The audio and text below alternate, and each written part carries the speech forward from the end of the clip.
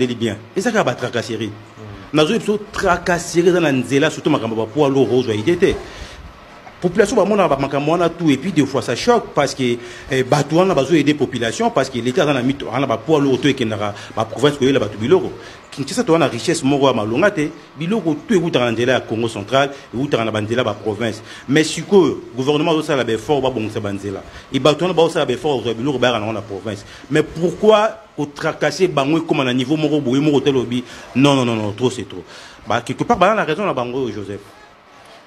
C'est ça, bah, la raison d'abord, hein, n'est-ce pas, moi, puisque déjà, toi, on est tonton Monsalobi, Kenaga, et bah, il y a un marchandise, on est dans un peu bizarre. Absolument.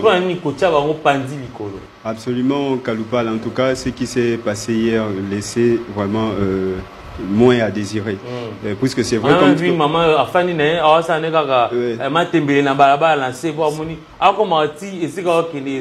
C'est vrai ce que tu dis, Kaloupala, mais en tout cas, gouvernement faut soin à Makambo parce que ce qui était regrettable pendant le lobby, c'est que j'avais vu, c'est que maman on battait kaka périssable. Vous connaissez les périssables, il s'agit des tomates, matungulu, babilo kouane zaka soki outil. Il faut eya mbala monko kota pour que ça l'a vendu. Une fois bossali manœuvre, n'y se poli. Et oui, d'ailleurs, c'est la raison pour laquelle on appelle ça périssable. Périssable, puisque une fois ça 24 heures mal entretenu, ça pourrit. Alors, les dames qui vendent que les périssables, qu'est-ce qu'ils ont pu faire hier? Donc, en tout cas, je me suis alarmé lorsque la moni situation et les cas qui lobby la route bypass, c'était ça précisément, route bypass. C'était un peu ça, Kaloupala. Joseph, pour ne pas couper la parole, Joseph, il faut que le même cause produit le même effet. Tout ça, Congolais, souci n'a plus qui Congolais, le loba vivre mieux, pélambo qu'en bango. Oui, mais il y a des revendication des fois la population, il y a tout temps basalaka et des fois au monde a résultat moko ya malamu zakate na suka. Basali grève, mais il faut d'abord que yoka bango pe. Pourquoi basali grève? Ba autorité baza censé régulariser batouana na makambo telinzela. Faut ba yoka batouana parce que lelo ocho loba ki maman moko ta vana se a osa matembele. Joseph, je vous dis yango yo coup de chapeau, hein? Coup de chapeau na DG na biso de fois tchaka moyen pour que tout qui te dans la province. Tu sais ce auquel nzela à Congo central. Au moni ndenge batu ba okende kosomba kaka makala.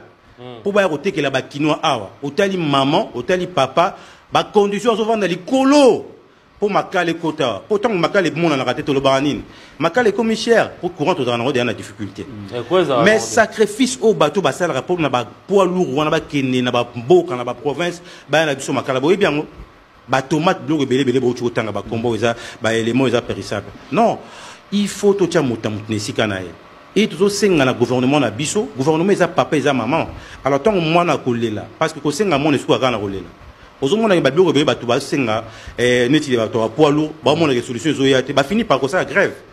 C'est pas du tout normal. Les lots de Banzileza très difficile. Banzile Beleza Kobeba et gouvernement au Senga Yoga Gambele à Batona. Pour ceux qui battent, ça grève pendant une semaine. Il va qui Mokate ou Kokota Nakin et so Mokate Kot Nakin. Bahotel à Batoa Poil ou Walate, Bahotel à au sommet. Tonton Mons, voilà, on va parler de notre mot, de notre problème de Kinshasa. C'est l'actualité de tous les jours. Depuis que Baneliane Oyo, on ne fait que voir des braquages dans des communes différentes. Jeu de larmes, Joseph. Pourquoi? Parce que d'ailleurs, tu le sais, on vient de perdre notre confrère, Freddy Redi Wenge. Jeu de larmes, pourquoi? Parce qu'on ne peut pas accepter. Au monde Bandeli, qui Nzame Mouta Pesaka, Nzame Mouta Zouaka, lorsque tu as eu à parler du Redi Wenge. Kao to tu monde ezaka, il y a Nzame Mouta Pesaka, Nzame Mouta Zouaka, ba bomi mutu.